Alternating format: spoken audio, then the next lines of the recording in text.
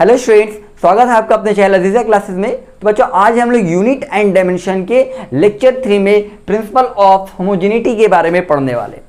इससे पहले वाले लेक्चर 1 में हमने पढ़ा था फिजिकल क्वांटिटी के बारे में और उसके यूनिट के बारे में। लेक्चर 2 में हमने पढ़ा था डायमेंशन के बारे में कि डायमेंशन फिजिकल क्वांटिटी का कैसे निकलता है, वो हमने लेक्चर 2 में पढ़ाया है। अगर उस वीडियो का लिंक चाहिए आपको तो डिस्क्रिप्शन में मिल जाएगा, ठीक है।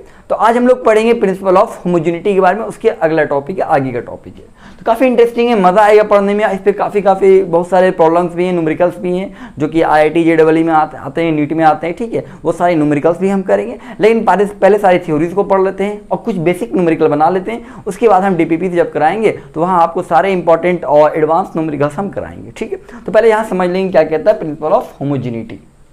बहुत ही सिंपल है, बहुत ही आसान है, कुछ नहीं, बात सिंपल है। यहाँ पे क्या कह रहा है आपको, क्या कह रहे हैं, डायमेंशन ऑफ ईच टर्म, ध्यान से सुनेंगे, ठीक है ना। क्या कहा, डायमेंशन ऑफ ईच टर्म, मतलब हर एक टर्म का डायमेंशन, ठीक है, in a physical quantity must be same. Physical quantity के हर एक टर्म का डायमेंशन क्या होगा, सेम। जैसे किसी भी क्वेश्चन में अगर हम लोग ऐड करते हैं ना, फिजिकल क्वांटिटी को सब्ट्रैक्ट करते हैं, तो सभी का डायमेंशन क्या होगा, सेम होगा। यही कहना चाह रहे हैं। जैसे एग्जाम्पल्स हम यहाँ पे लिखते हैं, यहाँ पे हम लिख देते हैं जैसे a plus b minus c equal to 0, ठीक है। हमने ये लिखा a plus B minus C equal to 0, और हम मान ले रहे हैं a, b और c तीनों क्या है, फिजिकल क्वांटिटी है। तो इन तीनों का डायमेंशन क्या होगा, सेम। इसके कहने का मतलब है कि सेम डायमेंशन वाले फिजिकल क्वांटिटी आपस में ऐड होंगे या तो सब्ट्रैक्ट होंगे। Same physical quantity, sorry, same dimension वाले, सेम डायमेंशन, ध्यान से सुनेंगे, सेम डायमेंशन वाले फिजिकल क्वांटिटी आपस में या तो ऐड होगा या तो क्या होगा, सब्ट्रैक्ट होगा। जैसे में हम यहाँ पे बोल सकते हैं, ये देखेंगे a में b ऐड हो रहा और c सब्ट्रैक्ट हो रहा, तो हम यहाँ पे कहेंगे डायमेंशन a का जो है वो किसके बराबर है, b के डायमेंशन के बराबर होगा,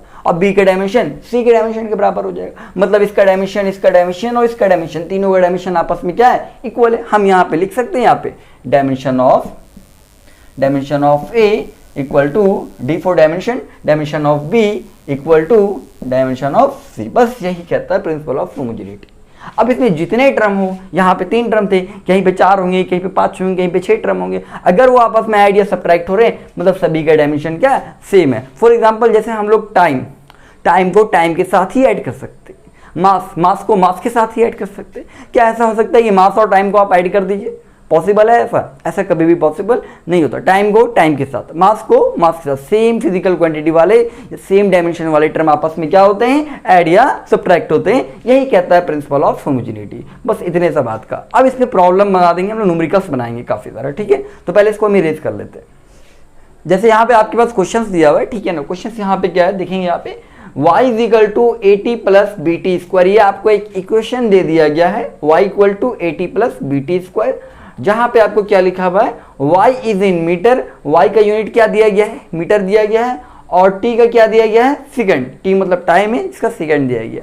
तो आपको यहाँ पे निकालना क्या है, यहाँ पे आपको निकालना है क्या है, a और b का डायमेंशन निकालना है। क्या निकालना है, a और b का डायमेंशन निकालना।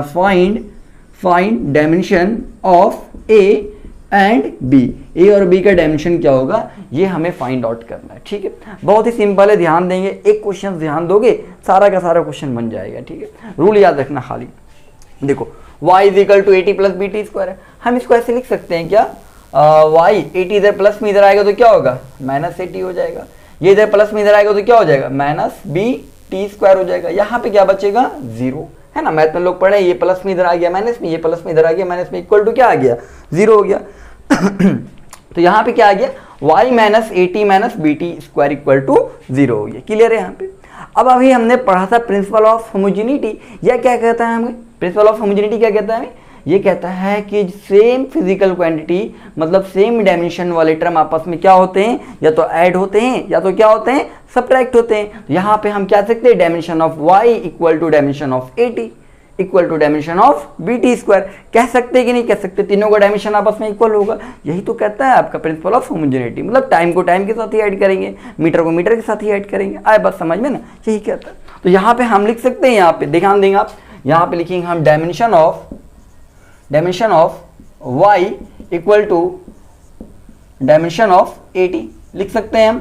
माइनस से कोई फर्क नहीं पड़ता क्योंकि हम लोग डायमेंशन निकाल रहे हैं, डायमेंशन में माइनस प्लस लिखें, इससे कोई दिक्कत नहीं। तो हमने लिखा dimension of y equal to dimension of 80 equal to dimension of, हम क्या लिख सकते हैं, इक्वल टू डायमेंशन ऑफ, हम लिख सकते हैं डायमेंशन ऑफ bt स्क्वायर।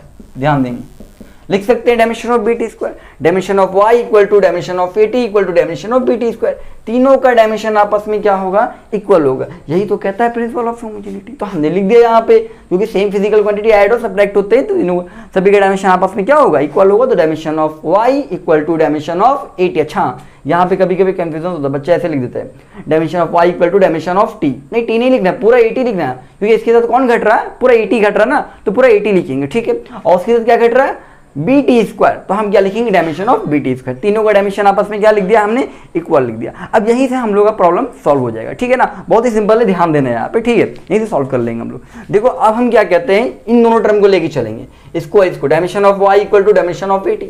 तो y का डायमेंशन क्या कहा, y किसमें, y का यूनिट क्या है, मीटर। तो मीटर किसका यूनिट होता है, लेंथ का यूनिट होता है। तो मीटर जब लेंथ का यूनिट है तो हम लोग लेंथ के लिए क्या लिखेंगे, एल लिखते हैं, है ना। लेंथ के लिए डायमेंशन क्या लिखेंगे, तो y का डायमेंशन क्या हो गया, एल हो गया, इक्वल टू 80। तो a का डायमेंशन तो हमें निकालना है, ए रहने दो, ठीक है। ये क्या है, t, तो t का डायमेंशन क्या होगा, t क्या है, t का यूनिट क्या है, सेकंड है, कह रहे t का यूनिट सेकंड है, मतलब t टाइम है। तो इसका डायमेंशन क्या लिखेंगे हम लोग, t की जगह पे t लिख देंगे। देख लो, क्लियर है। अभी इसको हमने छोड़ दिया, इसको रहने दो, इसको हमने लिख दिया y का डायमेंशन एल और a का डायमेंशन तो हमें निकालना है, रहने दिया। और t का डायमेशन हमें पता है, t क्या है, टाइम है। तो टाइम का डायमेंशन क्या होता है, t होता है, पढ़ चुके हैं हम लोग। क्लियर है यहाँ पे, ठीक है। अब देखो क्या करेंगे हम, a का डायमेंशन निकालना है, t इधर मल्टीप्लाई में इसको इधर भेज दो, क्या हो जाएगा आपके पास, l by T is equal to क्या बचा, a बच गया। तो a बराबर क्या हुआ, l बाई टी। तो हम इसको लिख सकते हैं इस तरह से, आ रहा क्लियर, ठीक है। हम इसे लिख सकते हैं एल टी ऊपर चला जाएगा, क्या आ जाएगा, टी माइनस 1 इक्वल टू क्या आ गया, ए आ गया। तो हम यहाँ पे कह सकते हैं कि ए का जो डायमेंशन हो गया, डायमेंशन ऑफ ए कितना आ गया आपके पास, ए का डायमेंशन क्या हो गया आपके पास, एल टी माइनस 1, ठीक है। और एम लगाना है तो एम लगा दो, एम पे पावर 0, यहाँ पे हो गया। ये ए का डायमेंशन निकल गया, क्लियर है कि नहीं, यहाँ पे ध्यान देना। ये किसका डायमेंशन निकल गया, ए का डायमेंशन निकल गया, क्लियर है यहाँ पे। तो ए का तो निकाल लिया हमने, साथ ही साथ आपको क्या कर रहे थे, बी का भी निकालना है। किसका निकालना है, बी का। तो बी का निकालते हैं यहाँ पे। देखो पहले इसको नोट कर लो, स्क्रीनशॉट ले लो, इसको इरेज करेंगे, क्लियर है यहाँ पे। अच्छा यहाँ पे निकाल देते हैं बी का, है ना, बी का यहाँ पे निकाल देते हैं हम, ठीक है। तो बी का डायमेंशन निकालेंगे, ए का डायमेंशन निकल गया, ठीक है। अब किसका निकालेंगे हम, बी का निकालते हैं। तो हम यहाँ पे क्या लिख सकते हैं, ध्यान देना, या तो हम इसको लेके चलेंगे, dimension of y equal to dimension of bt square, या तो हम ये भी लिख सकते हैं डायमेंशन ऑफ डायमेंशन ऑफ 80 बराबर डायमेंशन ऑफ bt स्क्वायर। दोनों से ही निकल जाएगा क्योंकि तीनों का डायमेंशन आपस में क्या है, इक्वल है। तो हम यहाँ पे dimension of y equal to dimension of bt square लिखते हैं, ज़्यादा ईजी लगता है। तो यहाँ पे लिखते हैं dimension of y equal to dimension of bt square, ये लिख सकते हैं। आए बात समझ में, ठीक है। आप चाहते तो ये भी लिख सकते थे डायमेंशन ऑफ 80 बराबर डायमेंशन ऑफ bt स्क्वायर, क्योंकि तीनों का डायमेंशन आपस में क्या होता है, इक्वल होगा, तभी तो सब क्या हो रहा है, सब्ट्रैक्ट हो रहा है, ऐड हो रहा है, क्लियर है यहाँ पे, ठीक है। अब देखना यहाँ पे हमने लिख दिया डायमेंशन ऑफ y बराबर डायमेंशन ऑफ bt स्क्वायर, तो हमारा ये भी सही है। तुम चाहते तो तुम ये भी लिख सकते थे डायमेंशन ऑफ, तुम चाहते तो ये लिख देते डायमेंशन ऑफ 80 बराबर क्या लिख सकते थे, डायमेंशन ऑफ bt स्क्वायर, ये भी तुम्हारा सही है। आए बात समझ में, एक ही बात है ना, उससे कोई दिक्कत नहीं। तीनों का डायमेंशन आपस में इक्वल है, किसी को किसी के बराबर लिख दो, एक ही बात है, कोई दिक्कत नहीं, ठीक है। अब देखो यहाँ पे हमें सॉल्व करना है, ठीक है। तो सॉल्व करना है तो हमें निकालना है क्या है, बी का डायमेंशन निकालना है। तो वाई का तो डायमेंशन आपको दिया हुआ, वाई मीटर में है, तो मीटर किसका यूनिट है, लेंथ का यूनिट है। तो इसके लिए क्या हो जाएगा, वाई का डायमेंशन एल हो जाएगा, तो एल लिख दो, ठीक है। यहाँ पे क्या है, dimension of B T square, B का तो निकालना है हमें, रहने दो। टी का स्क्वायर, टी क्या है, सेकंड, टाइम का है ना। तो टी के लिए क्या है, टाइम, तो टाइम का डायमेंशन क्या होता है, टी स्क्वायर होता है, क्लियर है यहाँ पे, ठीक है। टाइम का डायमेंशन आपको पता है टी स्क्वायर होगा, सॉरी टाइम का डायमेंशन टी होता है, यहाँ स्क्वायर, तो यहाँ लगा दिया टी स्क्वायर। अब देखो क्या करेंगे हम, ये टी स्क्वायर मल्टीप्लाई में यहाँ आएगा तो क्या होगा, डिवाइड में, एल वाई क्या हो जाएगा, टी स्क्वायर, यहाँ पे क्या बच गया, ओनली बी बचा, क्लियर है, ठीक है। अब देखो टी स्क्वायर नीचे डिवाइड में ऊपर जाएगा तो क्या हो जाएगा, ऊपर जाएगा तो पावर क्या होता है, यहाँ प्लस है ना, ऊपर जाएगा तो क्या लग जाएगा, माइनस लग जाता है। यहाँ पे हो जाएगा तुम्हारे पास एल, नीचे प्लस ऊपर गया तो क्या हो गया, माइनस इज इक्वल टू क्या हो गया, बी, क्लियर है यहाँ। तो ये तुम्हारे पास निकल गया बी का डायमेंशन। अब चाहोगे तो यहाँ पे तुम m पे पावर 0 लगा सकते हो, कोई दिक्कत नहीं। जिसका डायमेंशन नहीं होता उस पर क्या लगा देते हैं, 0 लगा देते। तो m का डायमेंशन क्या लगा दिया, 0। और l का डायमेंशन क्या हो गया, कुछ नहीं, मतलब क्या है, 1 है यहाँ पे। और t का डायमेंशन क्या हो गया, -2। ये b का डायमेंशन निकल गया, ठीक है।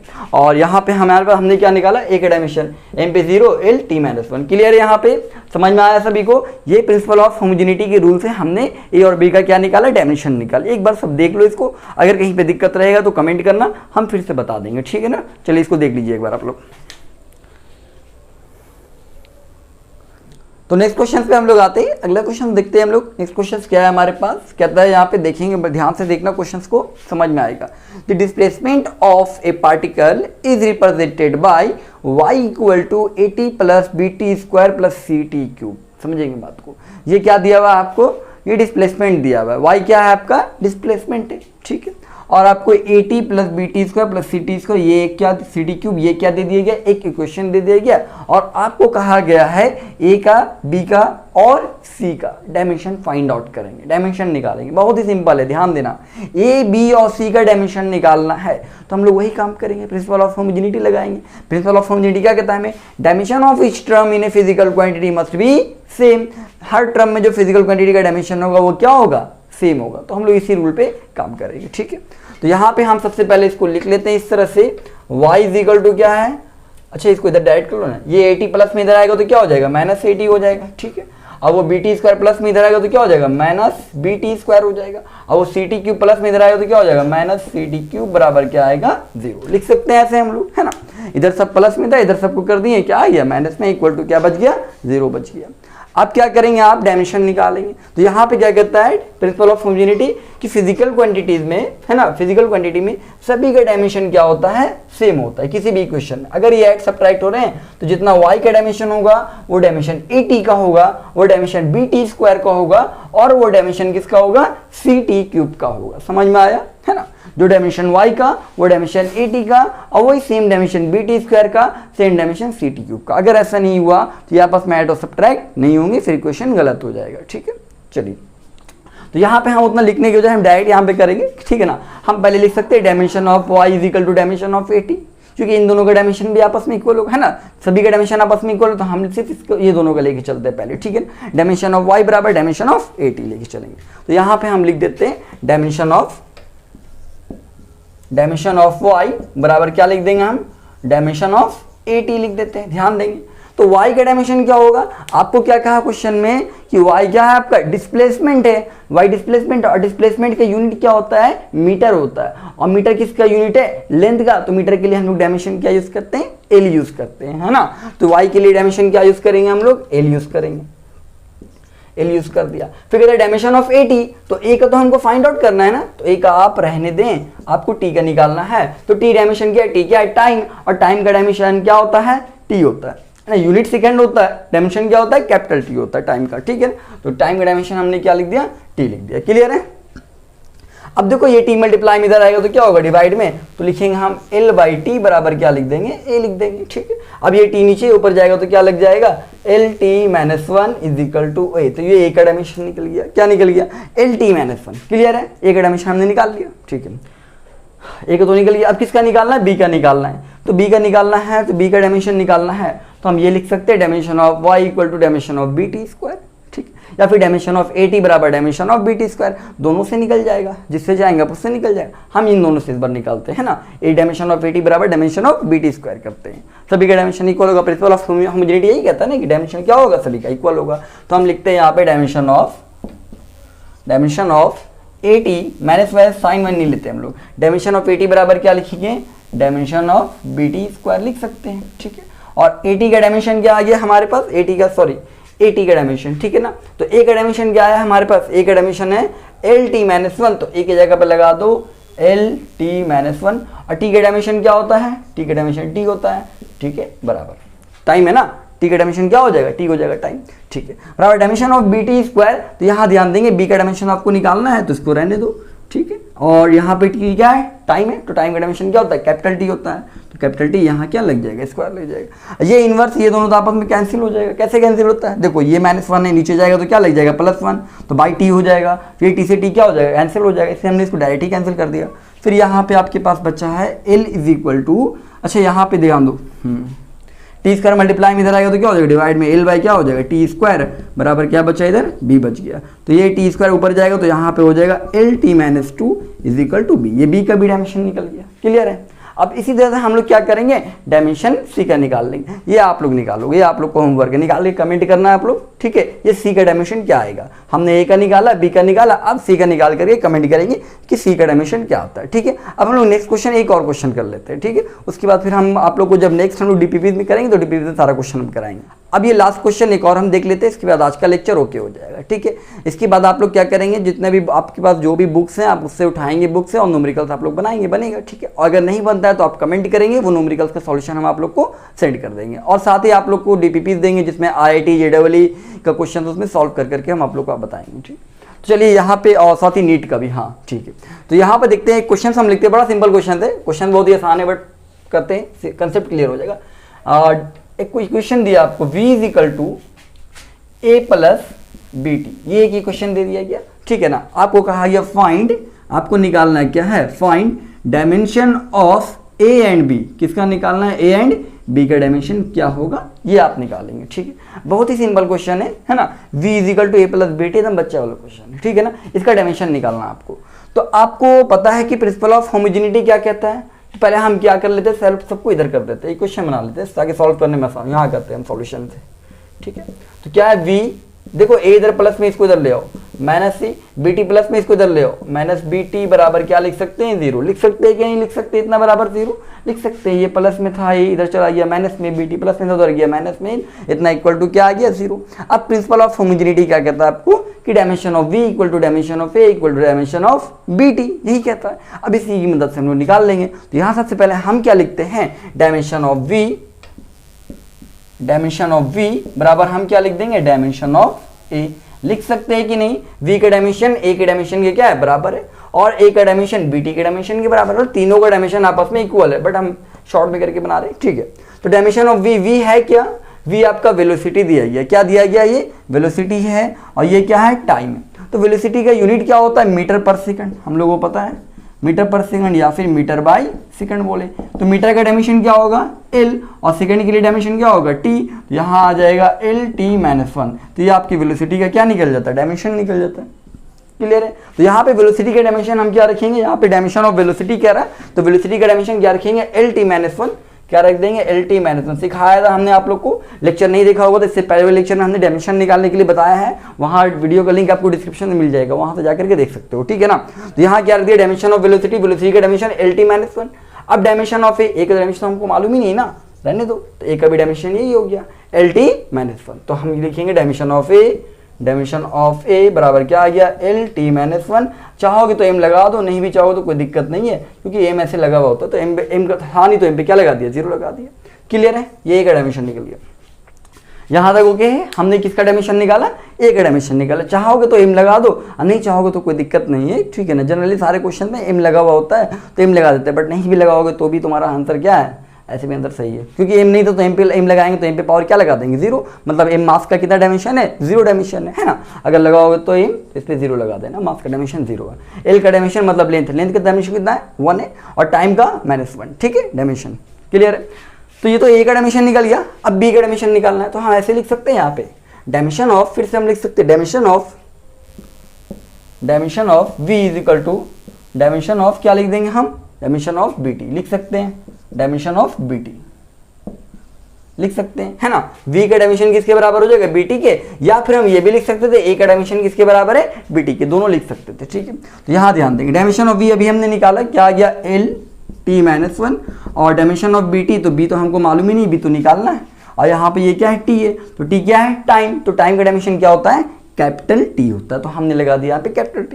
अब देखो यहाँ पे ये प्लस में है, सॉरी मल्टीप्लाई में, यहाँ पे आएगा तो क्या होगा, डिवाइड में, तो LT-1 यहाँ पे आएगा तो ये T हो जाएगा इज इक्वल टू B। अब ये T ऊपर जाएगा तो ये भी माइनस में, और ये ऑलरेडी माइनस में है, तो -1 क्या हो जाएगा, -2 हो जाएगा। आपको पता है, सॉल्व कर देते हैं हम यहाँ पे, ठीक है ना। सॉल्व कर देते हैं हम यहाँ पे L है, यहाँ पे T-1 ऊपर से पहले से ही है, और ये ऊपर जाएगा तो इस पर भी क्या लग जाएगा, -1, और इज इक्वल टू क्या हो जाएगा, B। क्योंकि आपको पता है जब भी हम लोग न्यूमरेटर से डिनोमिनेटर में जाएंगे तो आपका साइन क्या होता है, पावर का चेंज होता है। यहाँ पे कुछ नहीं, मतलब +1 था तो यहाँ ऊपर गया तो क्या हो गया, ये -1 हो गया। क्लियर है यहाँ पे। अब देखो मल्टीप्लाई कर दो, दोनों लाइक सेम टर्म है ना, जब सेम टर्म को मल्टीप्लाई करेंगे पावर क्या होता है, ऐड हो जाता है। तो यहाँ हो जाएगा t और यहाँ -1 क्या हो जाएगा, -2 बराबर क्या हो गया b। बस ये b का डायमेंशन निकल गया आपको। आप चाहेंगे तो यहाँ पे m लिख सकते हैं, लेकिन m तो है नहीं ना, तो m पे 0 लगा दो। l का डायमेंशन क्या आ गया 1 और t का -2 हो गया इक्वल टू b। तो इस तरह से हमने a और b दोनों का डायमेंशन निकाल लिया। क्लियर है आप लोग को, किसी को दिक्कत, किसी को कहीं पे डाउट है नहीं ना, ठीक है। अगर कहीं पे डाउट रहेगा तो आप हमारे कमेंट सेक्शन में बता सकते हैं, मैं आप लोग को इस डाउट को क्लियर करूंगा। और साथ ही अगर कुछ ऐसा न्यूमेरिकल तो जो आप लोगों से नहीं बनता तो भी आप हमें कमेंट करेंगे, ठीक है, उसका हम सॉल्यूशन आप लोगों को बता देंगे। और इसके बाद हम 1-2 टॉपिक और करेंगे, फिर आप लोगों को DPPs देंगे और उसके बाद हमारा लेक्चर क्या हो जाएगा, एंड हो जाएगा। चलिए ठीक है, bye, take care all of you.